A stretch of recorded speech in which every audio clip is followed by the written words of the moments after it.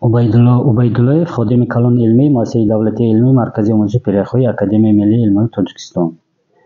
имрӯзҳо мардуми шарафи Тоҷикистон дар арафаи баргузории як конференси сатҳи баланд оид ба ҳифзи пиряхҳо қарор дорад, ки ин конференс ҳам аввалин конференси Созмони Милали Муттаҳид бахшида ба ҳифзи пиряхҳо мебошад, ки он ҳам хушбахтона дар шаҳри Душанбеи азими мо баргузор мегардад.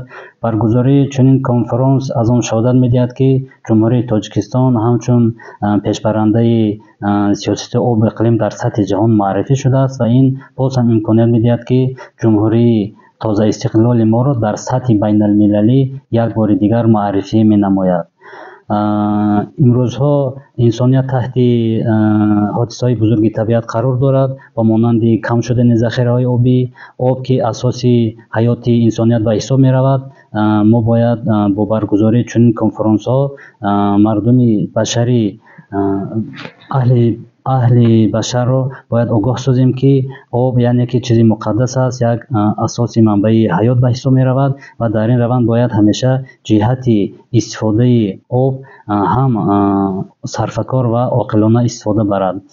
ва ин конференс ба мо имконият медиҳад, ки як бори дигар манзараҳои нотакрори кишварамонро, захираҳои бузурги обиамонро дар сатҳи ҷаҳон маърифӣ менамояд ва бояд, ки ҷомеаи ҷаҳонӣ дар рӯбарои ҳодисаҳои табиат ҳамеша устувор бошад.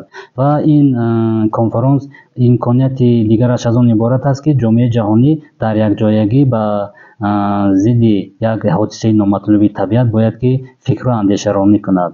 ва дар ниҳояти кор баъди баргузории конференс натиҷагирӣ карда мешавад аз кори конференс ва харитаи роҳ барои гузарондани конференсҳои минбаъда дар ин самт таҳризӣ карда мешавад ва ҷомеаи ҷаҳонӣ яъне ҳамеша ҳушдор бояд бошад, ки захираҳои бузурги обӣ ба монанди пиряхҳо дар раванди кошёбӣ қарор доранд.